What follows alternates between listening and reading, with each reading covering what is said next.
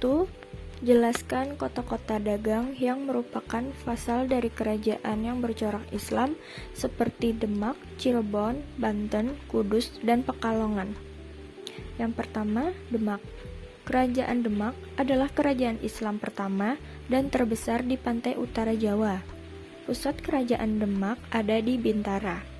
Kerajaan Demak saat dipimpin oleh Raden Fatah hingga Sultan Trenggana memegang peran penting dalam bidang perdagangan. Komoditi dagang Demak dengan Malaka dan daerah adalah beras. Yang kedua, Cirebon. Kerajaan Cirebon adalah sebuah kesultanan di Jawa pada abad ke-15-16 dan merupakan pangkalan penting dalam jalur perdagangan dan pelayaran antar pulau. Pelabuhan Cirebon adalah pelabuhan yang memiliki peran strategis dalam hal perdagangan sejak masa Syekh Syarif Hidayatullah masih berkuasa. Yang ketiga, Banten.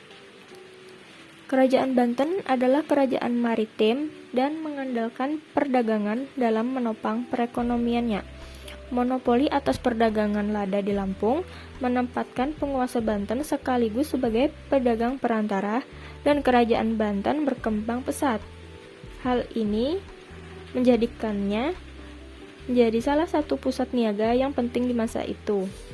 Yang keempat, Kudus. Kota Kudus sudah lama menjadi kota perdagangan.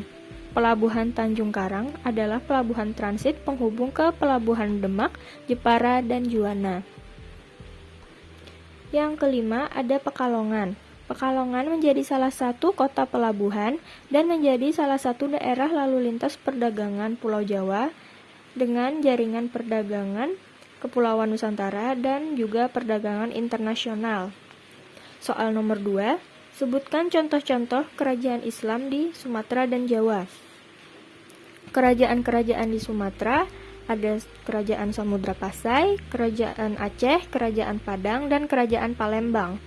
Sedangkan di Jawa ada Kerajaan Demak, Kerajaan Mataram Islam, Kerajaan Banten, Kerajaan Kesultanan Cirebon, dan Kerajaan Pajang. Soal nomor 3, jelaskan terbentuknya Kerajaan Banjar dan Gorontalo. Yang pertama, Kerajaan Banjar. Kerajaan Banjar adalah kerajaan yang bercorak Islam yang berdiri pada tahun 1520. Kerajaan ini berdiri karena adanya perbedaan kekuasaan Kerajaan Daha antara Pangeran Tumenggang dan Raden Samudra, serta menggantinya menjadi Kerajaan Banjar. Yang kedua, Gorontalo. Pada mulanya, daerah Goa terdapat 9 komunitas yang populer dengan nama Bate Salapang, yaitu Lakiung, Tombolo, Data, Parang-Parang, Saumata, Aganggene Sero, Bispei, dan Kalili. Dengan melakukan berbagai cara, baik cara damai dan memaksa, komunitas lainnya telah bergabung bersama untuk membentuk Kerajaan Gorontalo. Soal nomor 4, jelaskan peran Wali Songo dalam penyebaran Islam di Demak, Cirebon, Banten, dan Ternate Tidore. Yang pertama, Demak. Sunan Ampel turut memprakarsai lahirnya Kerajaan Demak, dan beliau pula yang menunjuk muridnya, Raden Patah, untuk menjadi Sultan Demak. Penyebaran Islam di Demak dilakukan oleh Sunan Kalijaga hingga akhir hayat beliau. Penyebaran Islam dari Demak ke Jawa lainnya adalah dilakukan oleh Sunan Kudus dan Sunan Muria. Yang kedua, Cirebon dan Banten. Setelah Sunan Gunung Jati melakukan ekspedisi militer Demak melawan Banten Girang yang menguasai Selat Sunda, kemudian ibu kota Pajajaran secara formal menguasai seluruh kawasan Jawa Barat. Selanjutnya, Sunan Gunung Jati mendirikan Kesultanan Banten dan menjadikan Cirebon sebagai pusat pengislaman. Yang ketiga, Ternate Tidore. Pada akhir pemerintahan Raja Marhum, Islam mulai mendapatkan tempat dan diterima oleh penguasa Ternate Tidore. Putra marhum Zainal Abidin memperoleh didikan Islam sejak anak-anak di bawah bimbingan Datuk Maulana Hussein yang dianggap sebagai pembawa Islam ke Maluku, khususnya Ternate. Zainal Abidin pergi ke Gresik untuk memperdalam Islam di madrasah milik Sunan Giri dengan didampingi Maulana Hussein. Zainal Abidin lalu meneruskan tahta Ternate setelah ayahnya wafat pada tahun 1486. Perubahan struktur dan kelembagaan Kesultanan Ternate telah membawa pengaruh besar terhadap kerajaan lainnya di Maluku. Kerajaan-kerajaan seperti Tidore dan Bacan akhirnya juga terpengaruh. Soal nomor 5 adalah pembahasan pemaparan mengenai 3 tipologi kerajaan Islam, yaitu tipologi Sumatera, Jawa, dan Sulawesi. Yang pertama, pola Sumatera. Pola Sumatera disebut sebagai pola Pasai. Pola ini menunjukkan bahwa Islam tumbuh dan berkembang bersama-sama dengan perkembangan pusat kekuasaan negara dan Islam sebagai landasan legitimasi negara. Yang kedua, pola Sulawesi disebut sebagai pola Malaka. Pola ini, penyebaran dan penerimaan Islam terjadi melalui kekuatan magis, dan pola ini juga terjadi melalui konversi pusat kekuasaan lokal ke dalam kekuasaan Islam. Yang ketiga, pola Jawa. Dengan pola ini, penyebaran dan penerimaan Islam terjadi melalui penaklukan pusat kekuasaan lokal oleh kekuasaan Islam.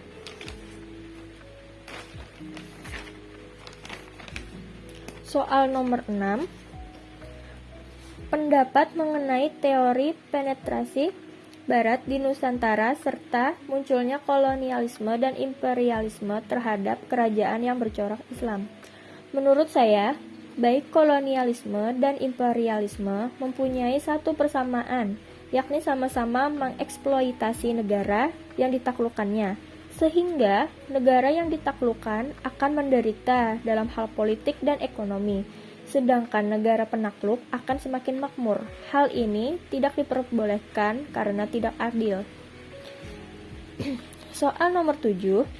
Apa saja yang menyebabkan konflik masyarakat Indonesia dengan bangsa asing? Hal ini disebabkan oleh imperialisme dan kolonialisme, dan bangsa asing berusaha untuk mengambil alih kekuasaan rakyat pribumi. Bangsa asing melakukan monopoli perdagangan sehingga membuat rakyat pribumi semakin miskin. Soal nomor 8. Bagaimana pandanganmu mengenai kondisi umat Islam di Indonesia pra-kemerdekaan dan pasca kemerdekaan?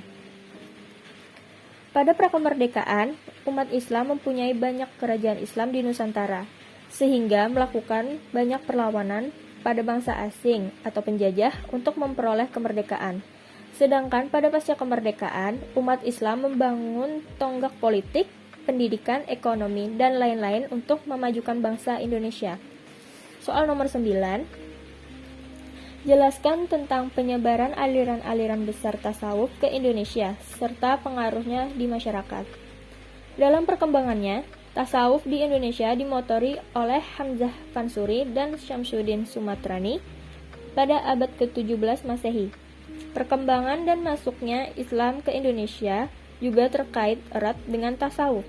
Pada masa itu, terdapat 2 aliran, yaitu aliran tasawuf Sunni. Tasawuf Sunni yaitu bentuk tasawuf yang memagari dirinya dengan Al-Quran dan hadis.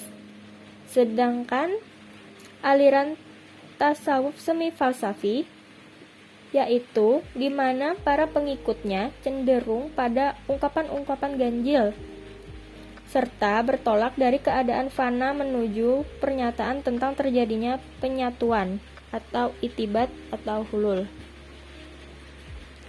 Tasawuf dalam masyarakat mempunyai pengaruh yang signifikan dalam menuntaskan permasalahan dan penyakit sosial yang ada.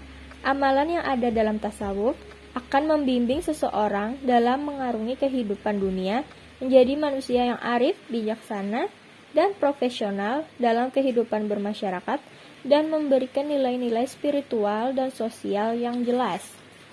Soal nomor 10, jelaskan mengenai aspek peninggalan Islam dari segi bangunan, sastra,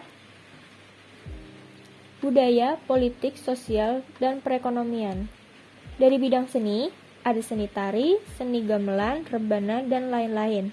Dalam seni bangunan Islam, ada perpaduan antara unsur Islam dengan budaya pra-Islam. Seni bangunan yang menonjol adalah masjid, menara, dan makam. Pada bidang sastra, terdapat tulisan berupa huruf Arab Melayu, dan juga ada kaligrafi, serta syair-syair dan suluk. Pada bidang politik, berupa banyaknya kerajaan yang menggunakan sistem pemerintahan Islam seperti khalifah. Di bidang ekonomi, adanya sistem jual-beli yang dibawa oleh bangsa Arab dan adanya kewajiban seperti membayar zakat, bersedekah, dan lain sebagainya. Di bidang sosial budaya, ada budaya salam ketika bertemu dengan sesama muslim, dan datangnya Islam menghilangkan sistem kasta. Selain itu, masyarakat tidak lagi menggunakan kalender Saka dan membuat kalender Jawa yang berdasarkan perhitungan bulan Hijriah.